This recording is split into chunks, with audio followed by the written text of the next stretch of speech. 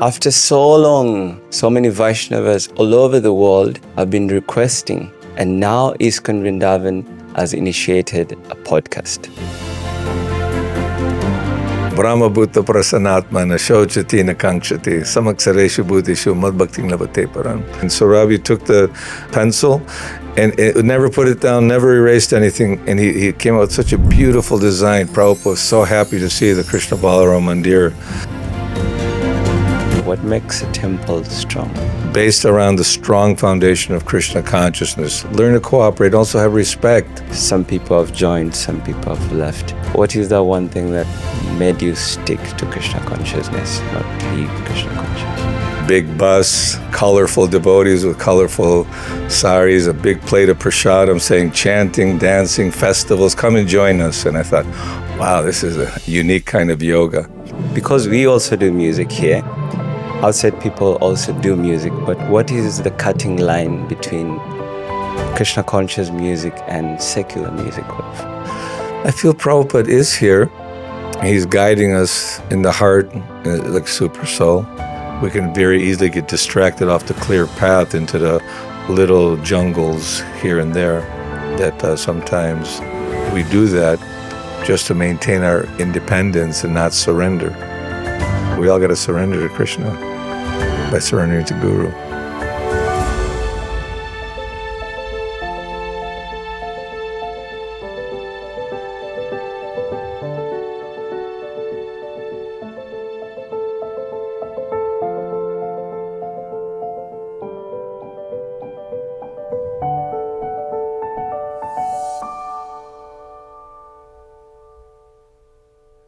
Today we are joined by His Grace Panca Gauda Prabhu, a disciple of Srila Prabhupada. Prabhu has served for decades in book distribution and temple leadership. Today we get the chance to hear from Prabhu about different experiences, realizations, and some guidance in the path of Krishna consciousness. Thank you so much, Prabhu, for joining us today. Thank you, Lalitanath, Prabhu. Hare Krishna. Hare Krishna. So to begin with, Prabhu, let's break the ice from the time that you took birth till when you came to Krishna consciousness. That period, your early life, how was it like? Well, I took birth in the Mediterranean in Bitola, Macedonia. It's where the same place near where Alexander the Great came from. But my whole family was from Macedonia, the Mediterranean, and somehow my father escaped. At that time, it was communist country. But in 1961, he arranged that my mother and my brother, we took a train to Belgrade and we flew to Canada and then ended up in Buffalo, New York. So that was in 1961. I was 6 years old at that time. Came to America. Amazing. So the period between you meeting the devotees, where did you get into corporate life? Were you studying? What was happening at that time before? Well, everything was new for us. I didn't speak English. I failed the first grade. No, I couldn't speak English. But everything went good for us in the sense that my mother was very strong and determined. And I had inclination for music. I had my first set of drums when I was 12 years old. We did a little concert when I was in the 6th grade at our school in the auditorium. Wipeout, Can't Get No Satisfaction, and The Letter. And the kids went crazy. Right. My brother played guitar, and we had a little band already. So it was a very bit of an experience. And as I was growing more and more, I played in a rock and roll band. And the Beatles were very much into yoga meditation. At the time, Beatles were very popular. Mm-hmm. And I also was pursuing with Maharishi Mahesh Yogi transcendental meditation for a few years, from like 73 to 75, reading his Bhagavad Gita, which only had 6 chapters. But one devotee, he was a bhakta. I had hair back then. I was getting a haircut, and we were talking about yoga meditation. Mm-hmm. I was reading the Bhagavad Gita, and he showed me Prabhupada's Bhagavad Gita as it is, and Back to Godhead magazine. On the back of the magazine was Vishnu Jan's Swami playing mridanga, big bus, colorful devotees with colorful saris, a big plate of prasadam saying chanting, dancing, festivals, come and join us. And I thought, wow, this is a unique kind of yoga. Mm-hmm. And I'd see the devotees chanting on the streets at Allentown Park, the big wherever the devotees would gather. And I've always, I like the drumming and the rhythm and everything. Right. So basically, I didn't really come to meet the devotees until 1975. Amazing. So when you first met the devotees, because it seems, I mean, externally looks like a very averse culture. What struck you the most about devotees? What was that thing that was standing out from the devotees? I like the positive enthusiasm that they all seemed to be very happy and jumping and singing and dancing. And I could relate to that. And I thought, they looked a little bit strange, with the dhotis and different colored socks, if they had socks. And, they weren't always so conscientious about their external appearance. But that didn't bother me for some reason. The bald head and the shaving, and the dancing and chanting. But I think the positive enthusiasm and determined happiness was something that was very attractive. You spoke about drumming. I've seen you play drums. Is it something that you studied in university? Yes, actually, I went to a vocational school, Seneca Vocational School, but I got a scholarship to University of Buffalo. Mm-hmm. And I did a year and a half studying music. Of course, my ability for music, as far as I had friends who could listen to an orchestral musical composition. They could pick out the instrument and exactly what it was doing. That wasn't my caliber, but I just enjoyed the music classes, oral perception, and just the percussion training that was part of it. But while I was playing in a rock and roll band, I was going for music at the University of Buffalo. Okay, so after joining Krishna consciousness, having this music background, how has it carried you to Krishna consciousness? Has it been part of your sustaining aspect in Krishna consciousness? Yeah, I immediately picked up mridanga, and I was watching. But see, from the very beginning, in Miami Temple in particular, we were very focused on book distribution. So they said, "Oh, you would be a good book distributor." I said, "What is it?" Okay, whatever. So I ended up in the airport and traveling Sankirtan.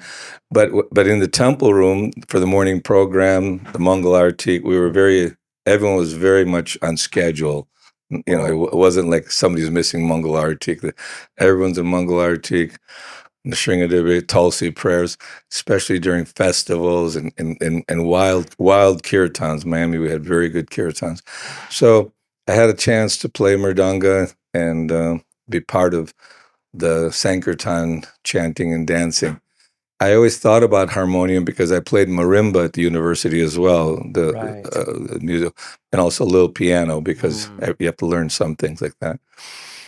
But I never had time because we were in Sankirtan every day from 10 till 6, and on weekends, extended hours, and on marathon, even more extended hours. So it was book distribution was the focus.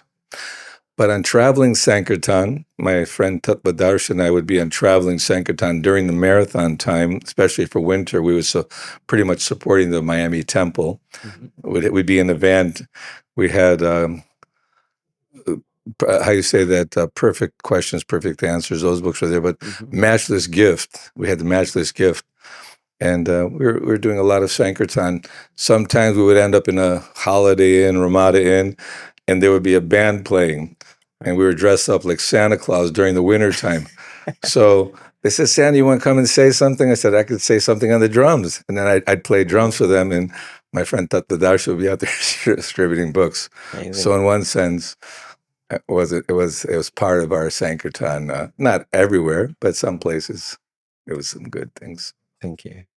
Since we're speaking on the topic of music, what is the difference when it comes to Krishna consciousness? Because we also do music here. Outside people also do music, but what is the cutting line between Krishna conscious music and secular music? Well, I'll tell you, my family and I moved to Vrindavan in 1993. Nandalal Parekh was a teacher. He was a very well-trained music teacher from Jaipur, a scholar as well. And he was teaching ragas. And I thought, well, since I'm here in Vrindavan, I want to, learn a little something on the harmonium.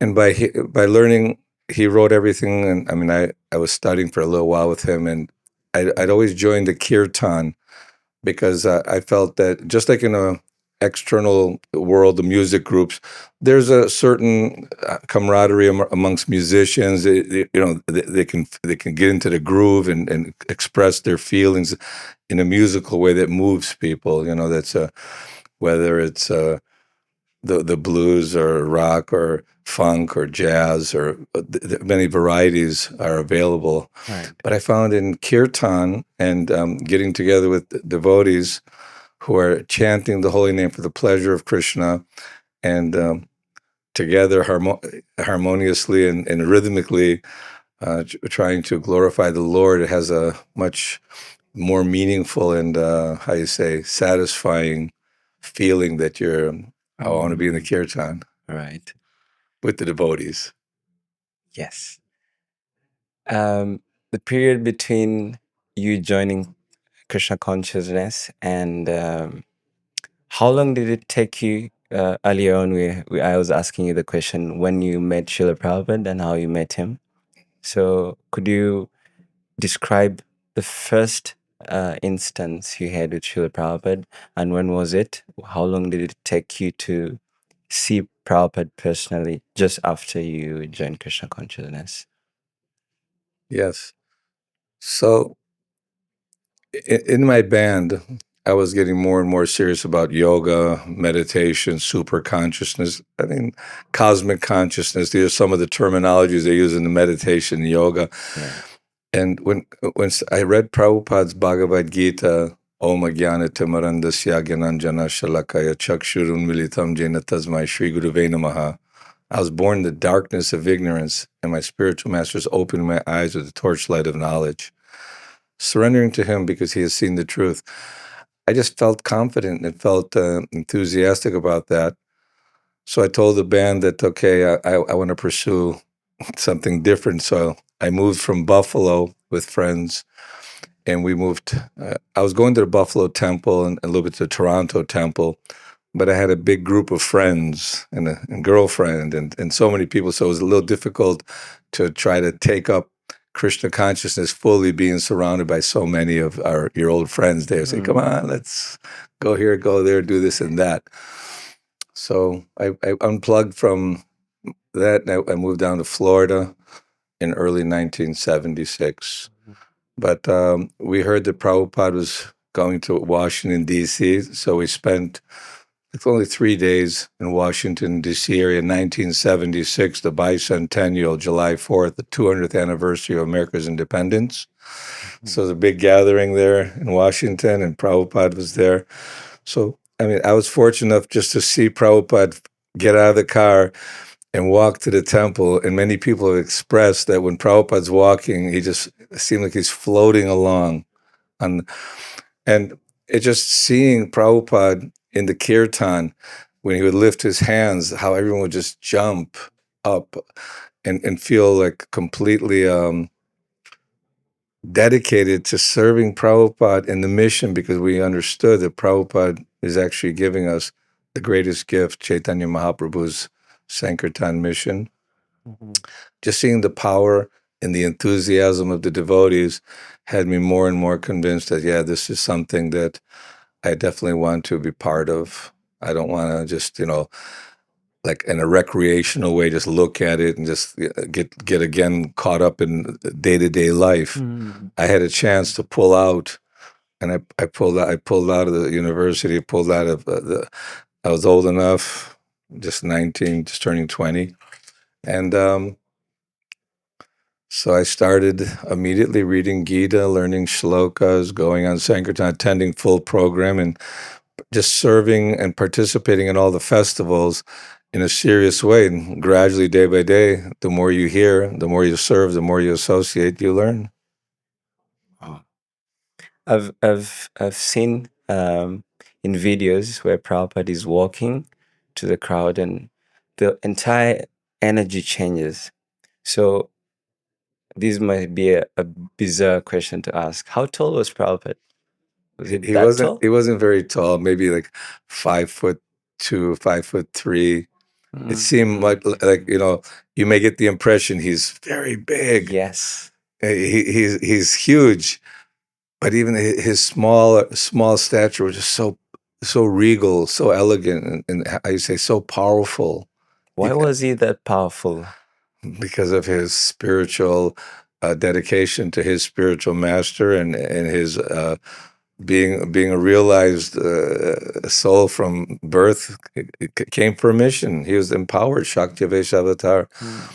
And just by his wish, how things have developed are miraculous. It is. No one can just come, a small Indian man, come to the West with no followers and no money, just some books, and just not know whether to turn left or turn right, and nobody no friends. And Prabhupada's determination and his purity, and his right from the very beginning, people were so respectful of Prabhupada. They could feel the energy, the spiritual energy was overwhelming. It is, definitely. If Prabhupada was here right now, what do you think will be that one instruction that he will stress in the current situation of life, the positioning of the generation? People are becoming very independent day by day. People are becoming very, people want to do their own stuff. What do you think Prabhupada will stress? I feel Prabhupada is here. He's guiding us in the heart, like super soul. But I hear what you're saying. And just like when the Prachetas finished their austerities, and they were blessed with the darshan of Vishnu on Garuda, and Krishna was saying, I'm so pleased with you by your ability to cooperate amongst each other with the same purpose and cause in mind. So Srila Prabhupada understood the technicalities and the difficulties of varnashram, meaning that you have family life, what to speak of brahmachari, family life, then vanaprastha renunciation, then sannyas, and the ability to work together from different cultures and different backgrounds. Prabhupada very much emphasized on not being on the bodily platform, seeing everyone as not a American Vaishnav, Indian Vaishnav, or African Vaishnav, or Christian, or Jewish, or Muslim, or Hindu. Prabhupada was very keen on a United Nations, on a spiritual platform where everyone can come together. That Ekale Ishwar Krishna Arsabritya. There's the Supreme Lord. He's the master, and we're all servants. And he wanted to see cooperation, but he wanted to see that we develop, keeping everything clean. Don't change anything. Not meaning don't change anything literally, but in the sense that as we're growing and developing, we need to also develop our ability to have relationships with one another, but based around the strong foundation of Krishna consciousness. Learn to cooperate, also have respect for each other and authority. The thing that sometimes we've seen, maybe previously in culture, the children would touch the mothers' and fathers' feet and be respectful of elders and seniors and hospitable. Nowadays, as you mentioned, people have more of an independent spirit and a lack of respect for seniors, elders, and so we need to maintain that respect. Just like in the military, if you don't respect your sergeant, the the major and lieutenant and captain, they're not going to be happy with the speaker, the general. So it just goes all up and down the line. We need to have proper etiquette and proper respect for one another and work cooperatively. Do you think and do you feel that we have done so much changes now in terms of personal life, devotees, and as an institution? Has there been a change where you think Prabhupada will not be happy with? Well, as we're all individuals, like Munis have their different opinions. So we have our GBC, our bureau, and different regional secretaries and presidents, and it's a whole structure so that we can continue facilitating devotees and guiding devotees for Krishna consciousness.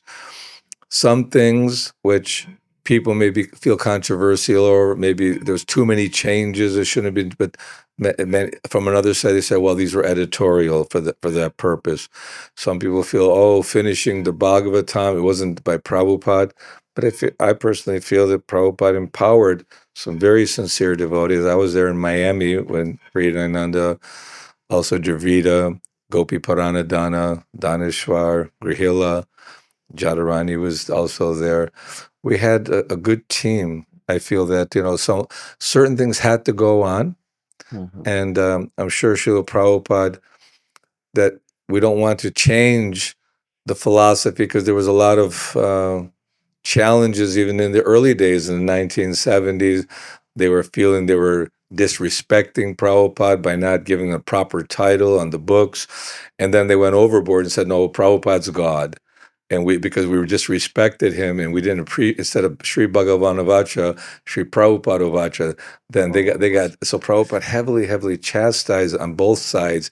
One cannot become God like that. That doesn't, Guru is worshipped as God, but he doesn't become God. Anyway, we've always had challenges, and I'm sure we'll have many more challenges in our society as we're growing and developing.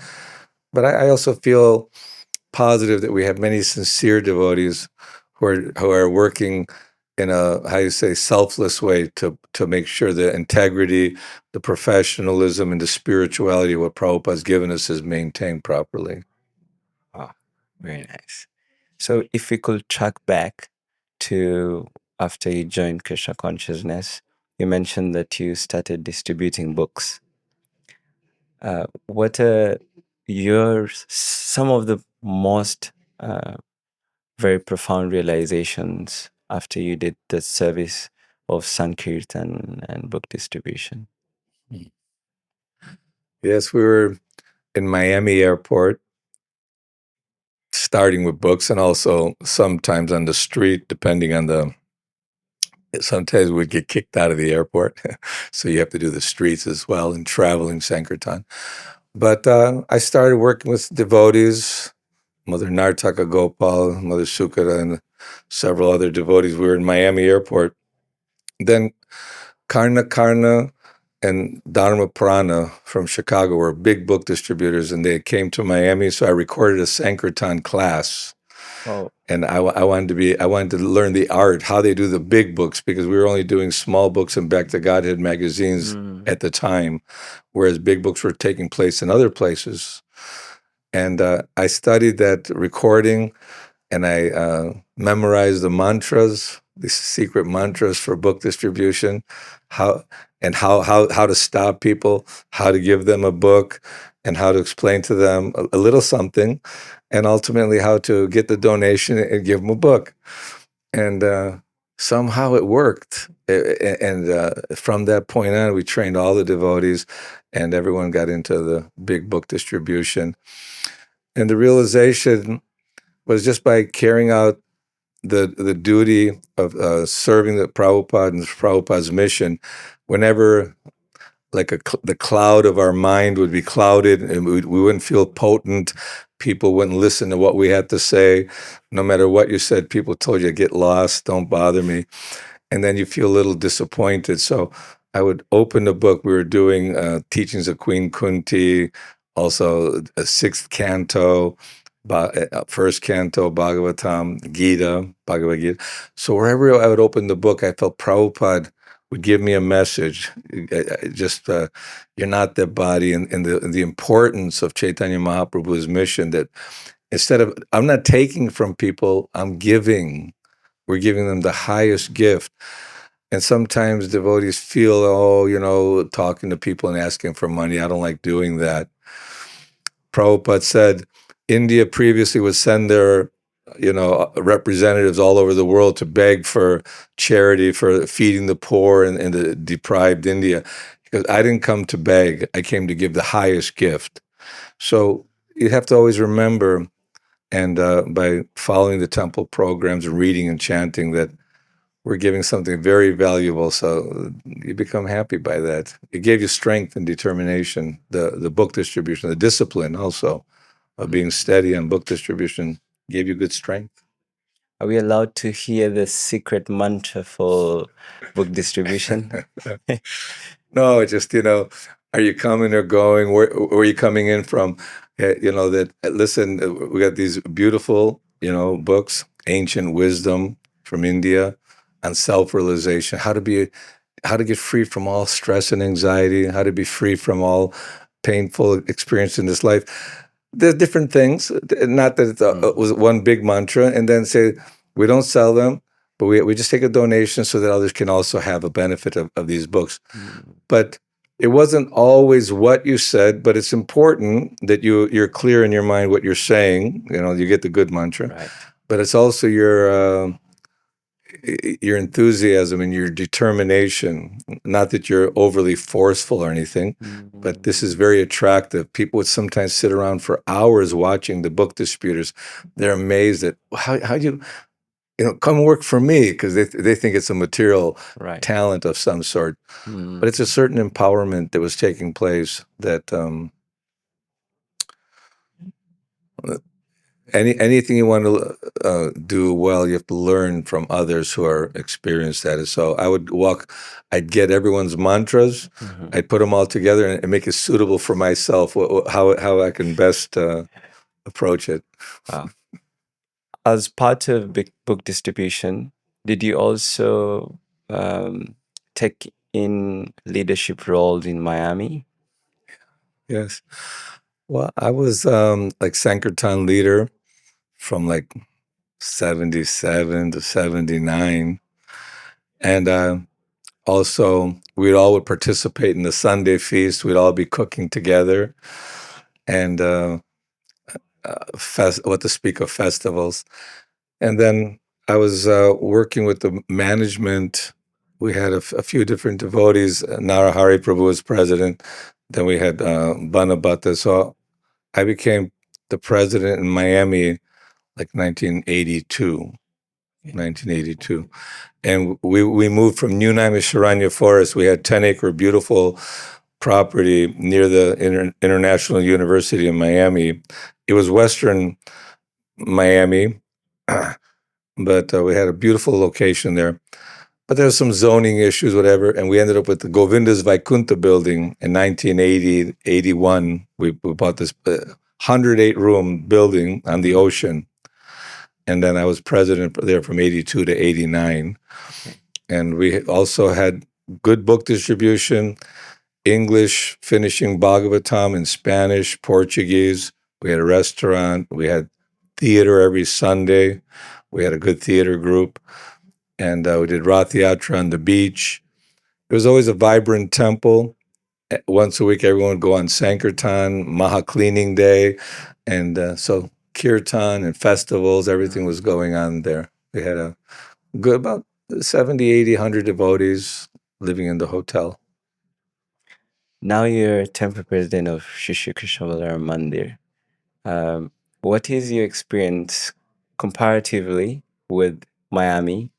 What are the different dynamics that Vrindavan brings and what Miami brings?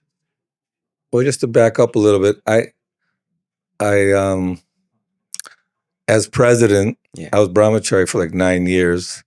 And then when you become president, it's not as easy because the Maha Plate comes your way. And then we had GBC meetings and picking everyone up, breakfast, lunch, snack, dinner, snack, and meetings to organize everything. So I got married in 1984, just after being president for a short time.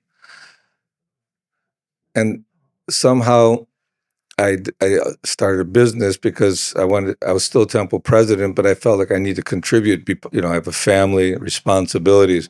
So that begins a new chapter, because once you have wife and children, you have to have responsibilities, but you want to keep your Krishna consciousness.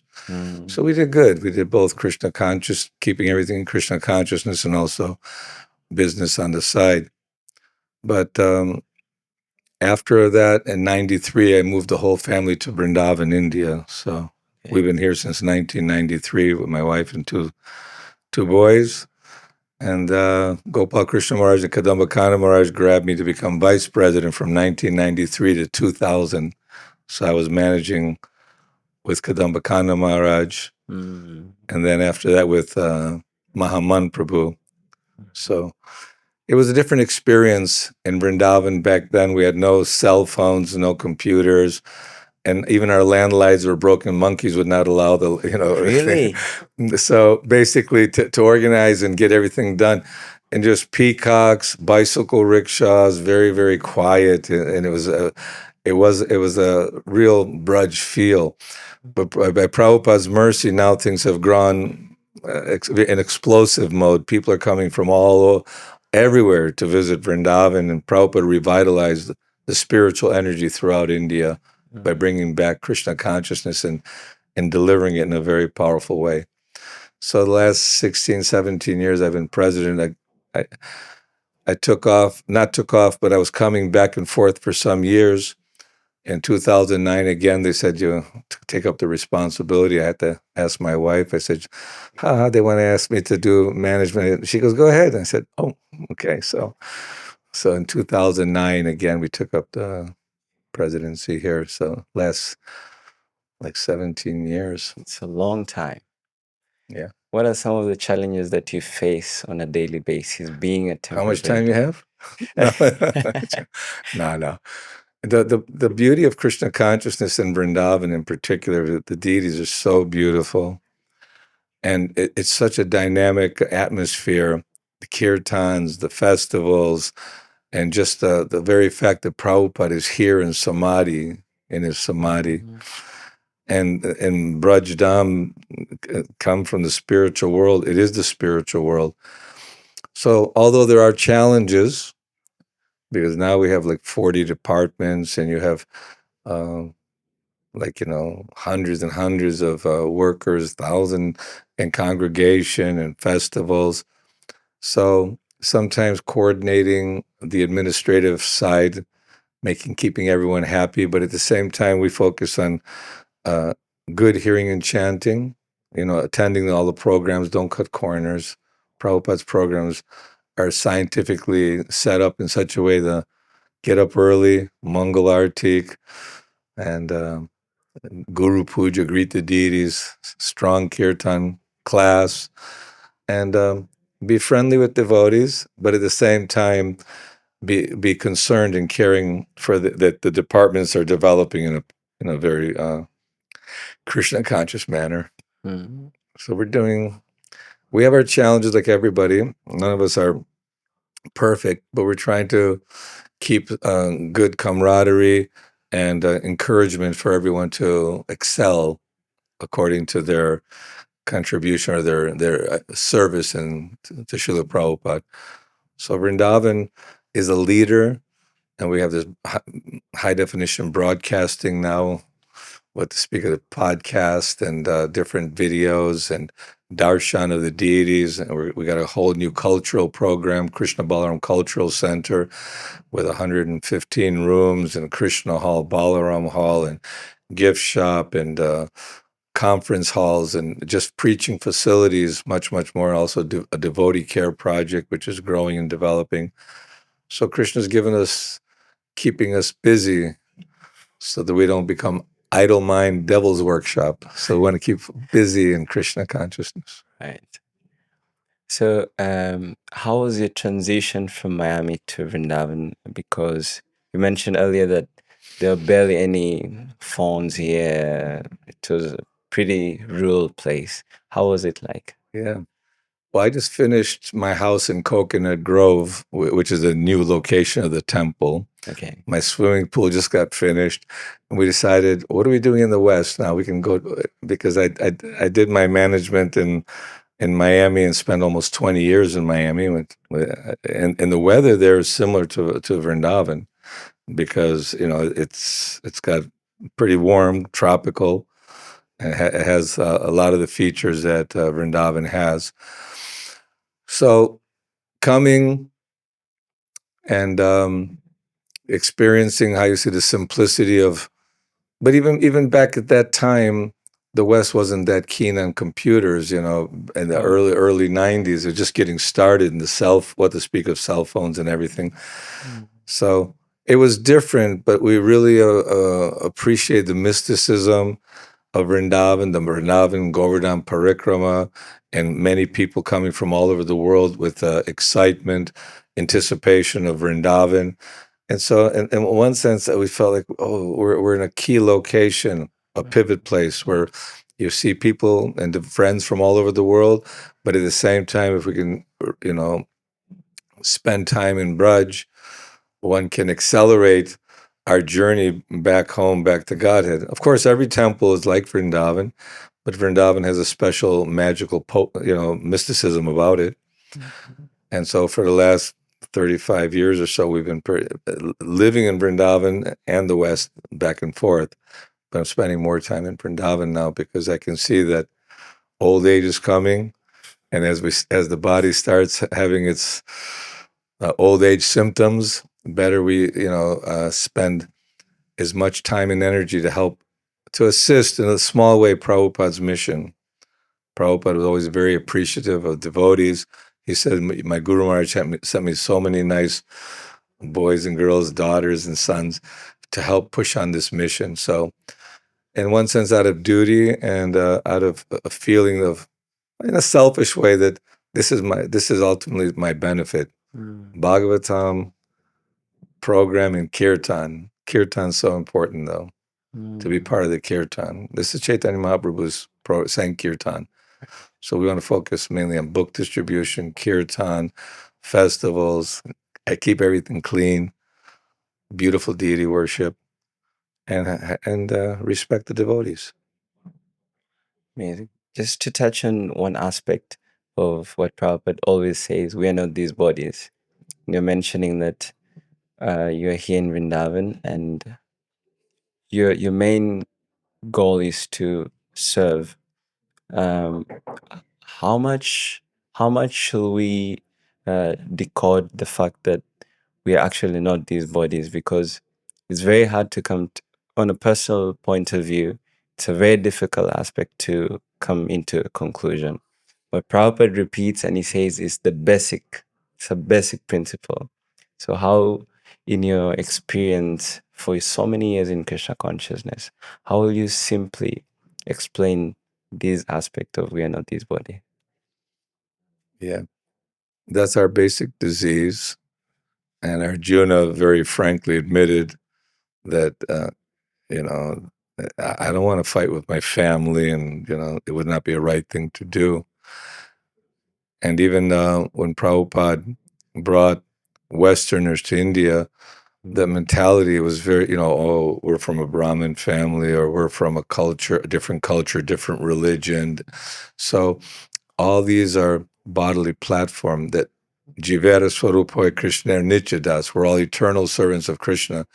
And Prabhupada demonstrated that to bring people from Africa, Australia, Russia, Canada, Japan, China, all walks of life, and how we can all have a very harmonious, with a compass. You put the compass down, you can have different circles, and none of them collide. But if we all bring our own agendas and our own philosophies and ideas of the bodily concept, then it becomes conflictive. But it's not easy to get free from the body. The mind, that's our whole struggle. That's the whole purpose of the yoga system. And the reason why Krishna comes, to attract us back to the spiritual world. But there's a process of tapasya, some austerity.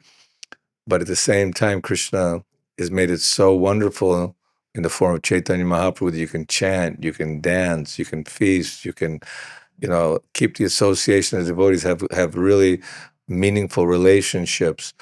And so we gain so much, and we have to become conscious how to actually let go of the stumbling blocks which are keeping us on the bodily concept. So the formula is like that. I always think of akama sarvo kamo va moksha kamo dadadi tivrena bhakti yogena yajeta purushamparam. You have material desires, you have no material desires, you're a pure devotee, you're full of material desires, just chant Hare Krishna and keep pushing on. Whatever shortcomings are there, whatever faults and defects, this powerful chanting, good association will sharpen our intelligence so we can redefine our intelligence. Vyavasayatmika buddhi reke hakuru nandana. We become fixed that I just want to serve Prabhupada, I want to serve the mission of Chaitanya Mahaprabhu with the devotees, but always appreciating others. So this is that. Vrindavan is changing, as you had mentioned earlier. When you came here, there were barely any buildings, but now there are so many buildings coming up. And we have a building here in the temple that's coming up. Could you share the vision of this building? What is it about? What will it have? As I mentioned, Srila Prabhupada was very victorious to establish Krishna Balaram Mandir. Matter of fact, when he was speaking with Surabi, he told him, "Don't waste your time drawing, different outfits for design and art." He said, "Use your talent for service of Krishna."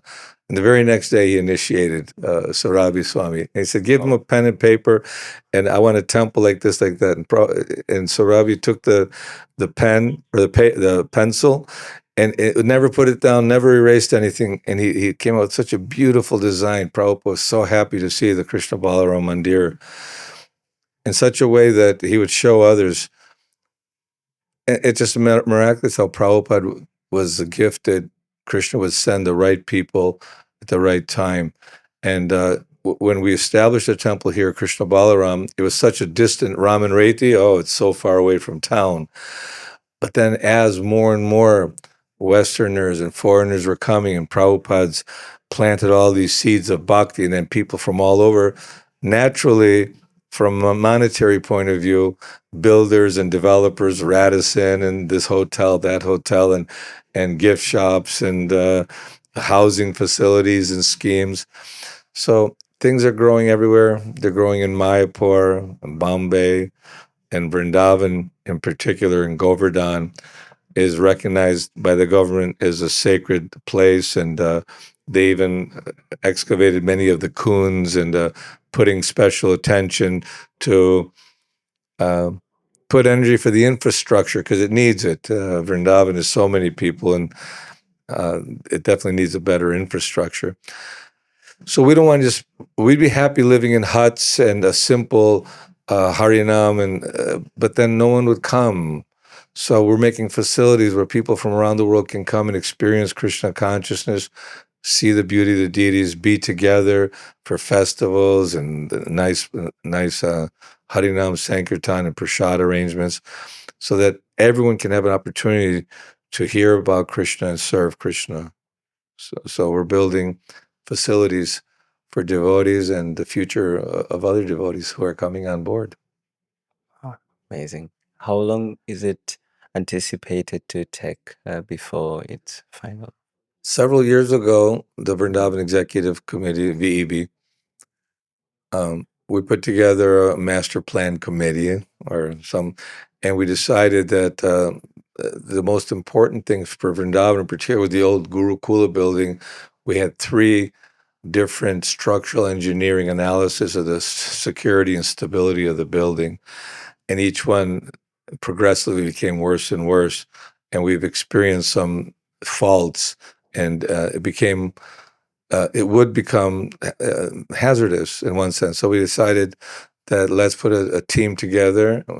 We found a really good architect, team of devotees working together, and Krishna helped us put together a project management team and a structural engineer and a good builder. And so we've been for several years now working at it. Now we have another year and a half for completion. There should be an opening on Ram Nomi 2027 for the Krishna Balaram Cultural Center. It'll be a wonderful addition to the project. We have 4 acres. Right. So we have the Samadhi, which and the museum. We're upgrading the museum as well. Beautiful dioramas. And of course, the beautiful temple. We have no intention of changing that temple. And the deities are so beautifully set. And we renovated the guest house, Krishna Balaram guest house. We retrofitted it and structurally made it very sound and renovated all those rooms. So it'll be a beautiful project here with other projects in the vicinity of, like you said, so much building is there. We use it for Krishna service. Is there a limitation to, because people have different capacities, and someone might feel inspired by hearing the vision or what ISKCON Vrindavan has. Is there a limitation of contribution because not everyone is rich, not everyone is capable to give a monetary value? So is there a way they can also contribute? Yes. Well, those who have been gifted with extra ability to make Lakshmi, and they're utilizing the Lakshmi to have a place where they can actually, they and their family and friends can have a place to spend more time in Vrindavan hassle-free. It's a good thing. But also we have others who are just serving in a regular capacity. They come and they become either part of the Krishna Balaram Mandir or just for a visit. We try to accommodate everybody according to their means. We've also started free food distribution program in our Krishna hall. So 5,000 people a day, twice a day, are eating full meals. And we also have another Food for Life program where we get bowls of khichdi, sometimes 15, 20, 30,000 a day for all the pilgrims visiting. So there's facilities being made. Some ashram facilities are there for devotees who can't have big fancy places, but there's also many rentals in the area that people can spend some time in Braj and try to experience the spiritual upliftment that's there available for them. What makes temple strong? Is it so many devotees? Is it about good infrastructure? What makes a temple strong? Because you have decades of experience in leadership and you oversee so many things. So what is the one thing that makes a temple strong? I think friendly interpersonal relationships are very important. Okay, I'm the president, but I don't mind saying hello to the chokidars and the cleaners and anybody and everybody. And also try to have a cooperative mood as far as the management is concerned. And we're all just trying to make not some other somebody else's ideas, but Prabhupada's give us a formula. And so we try to stick to that, to keep the book distribution alive and keep the congregation feeling like they have leadership and the temple is clean and festivities are going on. They can come and always see beautiful deities and have wonderful kirtan, nice prasad. I guess these are all the basic foundational building blocks of a good managerial or good atmosphere, that you connect with the community and you provide facility for their hearing and chanting and work in a friendly way together. Amazing. Looking back to your early days in Krishna consciousness and now, what is the one thing that maybe you could have found it better to understand it way earlier than later? Well, in the beginning, when you're brahmachari, you have a firm determination that this is a very strong, powerful way making the best advancement. But then sometimes we see, due to the unbridled mind and senses and intelligence, sometimes we have to go through different learning experiences. So while cultivating Krishna consciousness and taking the responsibility of family, that also gives you more a sense of responsibility that I have to be regulated. I have to any yoga system, any sports, musical, theatrical expertise comes with strong regulation and determination.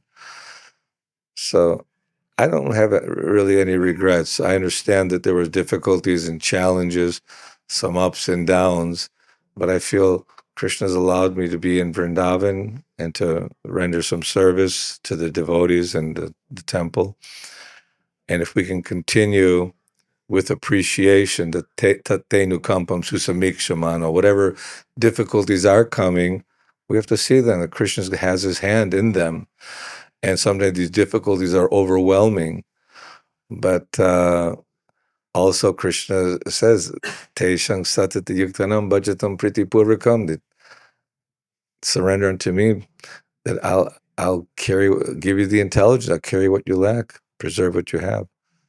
So I feel comfortable, not comfortable. I mean, I feel satisfied that I have this opportunity. I don't know if I could change anything.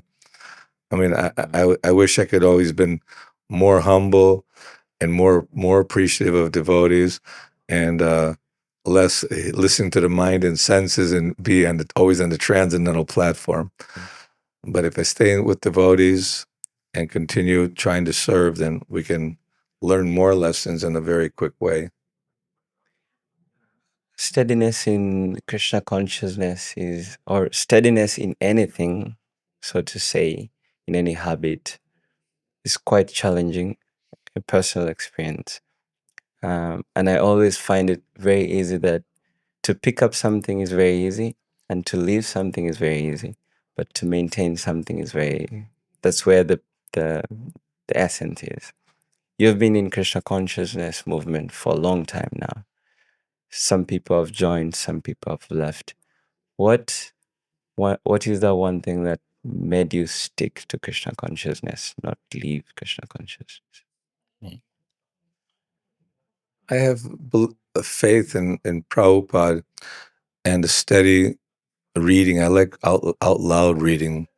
When we go on Sankirtan, we were every day on Sankirtan. We took one day off, and that day was dedicated to reading Bhagavatam.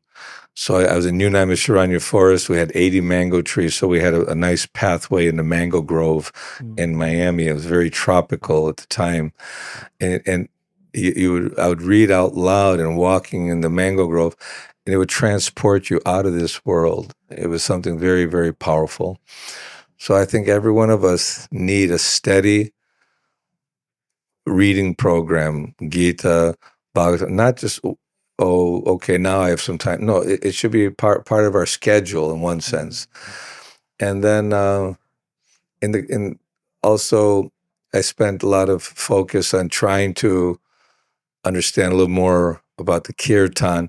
I never felt like I was very accomplished in Kirtan, but I just really enjoyed the being in the group together. And so I think management is very important, but without the Bhagavatam and Kirtan and friendly dealings with devotees, it becomes very difficult. If you're Krishna conscious and attend the programs without cutting corners, Krishna gives you the strength. And then when those times when you're down and feeling, so many mistakes, so many troubles in ISKCON, I should just go somewhere and do something on my own. I don't like to hang out with, people like this. But try to see the good. There are many, many good, and avoid those obnoxious, disgusting situations where it causes conflict in your Krishna consciousness. So these are some of the most important aspects of this Bhagavat, the hearing from Prabhupada and Prabhupada's books. And don't become too smart in reading so many books and going here and going there. by reading Bhagavad Gita, Srimad Bhagavatam, Chaitanya Charitamrita, Krishna book, and Nectar of Devotion. Read them again and again and again. Read them out loud from beginning to end, and profound realization will come. Will that be the same answer you'll give to someone, a devotee, who is feeling unsure about their personal Krishna consciousness, and they're doubting, their faith is always flickering? Will that be the same message you want to share to them? Well, everyone has their unique circumstances depending on where they live and the facilities of a temple and devotee association, and how much they can apply themselves, to maintain the enthusiasm. But yes, we have to increase the hearing and chanting. Prabhupada said, just like Sanatana Goswami, he was a minister of the government from a good family, very powerful, very influential, very wealthy. But what did he do after meeting Chaitanya Mahaprabhu? He spent all his time reading Bhagavatam and studying Bhagavatam. So Nityang Bhagavata Sevaya, without this Bhagavad Vidhi, without the actually connecting to Prabhupada through his teachings and hearing the Bhagavatam and obeying his order to attend the programs, religiously, then it becomes more of a challenge to deal with the mind and senses. Then we can very easily get distracted off the clear path into the little jungles here and there that sometimes we do that just to maintain our independence and not surrender. Interesting. We all got to surrender to Krishna by surrendering to Guru. Right. Since you're speaking about reading, what is that one verse that is very profound to you from Bhagavatam or Bhagavad Gita? Yeah.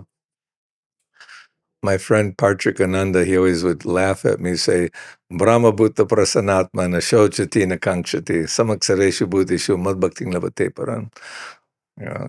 That you're always quoting that verse, Brahma Bhutta Prasanatma. You're always happy. But also, Manmanabhava Madbhakto Madhyaji Mang Namaskuru. Always think of me, become my devotee, worship me, offer your prayers to me. Thus you'll come to me without fail. I promise you this, because you're my very dear friend. So many beautiful verses in Bhagavad Gita, and the more you read all the other books, the most famous or most notable verses keep coming up again and again. Gateshang satata yuktanam bhajatam pritipurvikam. So it's important. We were young, we learned verses. We used to have those little cards, 5x7 cards. We used to write down the verses, and then you would read them and try to memorize them. And some people didn't think that was necessary, but I just found by learning verses and try to memorize them, especially as you get older, you start forgetting names, and your ability to retain or have that clear mental picture is not always there. But the verses are like points of strength and reassurance, because every one of the verses is just so powerful and so meaningful. Ishvara Parama Krishna Satchirananda Vigraha Anadiradir Govinda Sarva Karna Karnam, cause of all causes, eternal, full of bliss and knowledge. And by reciting and remembering these verses, but I think those three in particular, Tesham Satata Yuktanam, Manmanabhav Maviktam, and Brahma Bhutta Prasanatma, those are like some of the more favorite ones that we quote. Do you know any verse that was favorite to Prabhupada? Did Prabhupada have a favorite verse? Did he ever have something like that? Oh, Prabhupada, he quoted so many beautiful verses. I don't know, maybe Sarvadharma Parityajam Mamekang Sharanang Vrajam, because at the end of the day, that's what it's all about. Surrender to Krishna. Give up all your ideas, all your so-called religions and bodily identification. Just surrender to Krishna. He showed that by his example, and he quoted it throughout his books, that ultimately we have to surrender. he may have had other favorite. May others can come up with that one. Right. As we're just about to end, there's one thing that came to mind. Do you think AI will replace Krishna consciousness? I think we can utilize it. We know, but we're taught by the Goswami to utilize everything in the service of Krishna. Now, AI has for quick bringing facts and different research aspects together. You can never replace the spirit soul, whereas AI, you can give so much programming and it could be very accomplished in maybe military purposes and or a work field or research purposes. And I'm sure computers are very quickly progressing in scientific astronomical ways, but the essence is that we're eternal, ever-existing spirit souls, servants of Krishna. And modern technology and science and computerization, all these things only in the last 200-300 years have become prominent. Ultimately, we have to live on the land, got to worship care for the cows, care for the Brahminical culture, spiritual culture. So AI may be useful in the present realm in which we're living in for helping us achieve our objectives. Like before, Prabhupada used the jet plane to go travel all over the world. He used the dictaphone to translate transcendental literatures. So modern technology and science is useful if used in Krishna's service. So I don't think AI will take over, but I see how it's very quickly progressing and becoming very much part of people's lives. Thank you for mentioning the part where we can use everything in service for Krishna. Yes, like we're using these nice microphones. Yes, that's true. What are your final comments, Prabhu, to anyone who's listening, maybe new to Krishna consciousness, maybe not very interested in spiritual life? What will be that one message? That that this gift that Krishna Balaram in the form of Chaitanya and Nityananda just 500 years ago came, and the leaders of society, the six Goswamis, scrutinizingly studied all the scriptures in the world and how this society has grown, and the books have been put in universities around the world that professors, leaders, scientists are recognizing the value of the Vedic culture, this Bhagavad Dharma. So we should be open. Many times devotees say, you show me something better than this, I'll gladly accept it, I'll take it. And it's not a matter of just debating, but we can see that this is a real lifestyle, that what Prabhupada built a home that the whole world can live in, meaning that we all can be, I say, nurtured by hearing this Bhagavatam, by associating with devotees. This is the whole thing, association. The birds of a feather flock together. People who are drunkards, they have a certain level of enjoyment, like crows. They all go for the garbage, but the swans, those angelic kind of clean atmosphere with flowers and lotuses and beautiful birds and clean atmosphere. Everyone wants that, and to have eternal life, put an end to all misery. That there's something, that this one life is not the all in all. It's a very short little flicker, but we have an opportunity to awaken our eternal existence. So if there's even the remotest possibility that this is true, then we should use our time and intelligence to look into it. This is a very valuable gift that's being awarded to everyone. Chanting Krishna's holy name in association of devotees in a transcendental atmosphere. Wow, amazing. One thing though that comes to mind, I know I said earlier this is the last question, but how does a normal day look like to you here in Vrindavan? What time do you wake up? What time do you go to sleep?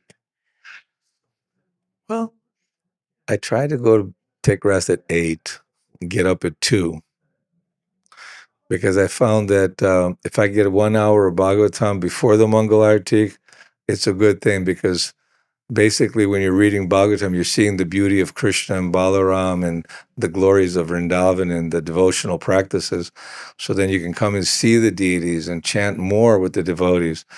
And then I go after the Mangal Arati and I do some, fruit and little juices just to kind of, but a little more Bhagavatam, a couple of rounds in between, both way, this way. And then come and greet the deities. And I thought, wow, how good fortune, just reading about Akrura and seeing Krishna Balaram taking them to Mathura and the realizations that he was seeing the beauty of the spiritual world and the beauty of Krishna. And here is Krishna Balaram and Radha Shyama Sundar. And then we get to worship the spiritual master and do Kirtan together. Chaitanya and Lord Nityananda, they joined the Kirtan party. They said, where my devotees are glorifying me, that's where I'm at. And just sitting in the Bhagavatam, sitting with the devotees in Kirtan, some office hours in the morning, the rest of the day, more hearing and chanting and more. See, we don't spend the whole day just management. That's not. But if we have a friendly Krishna Balaram, we're always in a happy, joking mood. We like to joke too. We like to be happy. All right. And if we treat one another with love and respect, without envy and jealousy and the feeling of friends and enemies, try to. Sometimes challenges are there, no doubt, but just try to keep a very friendly and a feeling of gratitude. That I don't feel entitled at all. I deserve this. I'm entitled to this. Or we should be grateful for all the gifts that were given to us by Srila Prabhupada and the Guru Parampara. Thank you so much, Prabhu, for taking your time to come and share your life experiences and your realizations. It was really uplifting hearing from you. Thank you so much. Thank you very much. Thank you. Hare Krishna. Hare Krishna. To all our viewers and listeners, we hope that this conversation gave you something to reflect on and to carry into your spiritual life. If this episode resonated with you, please consider sharing it to someone it may benefit. Until next time, remain steady in service through Srila Prabhupada's teachings. Hare Krishna.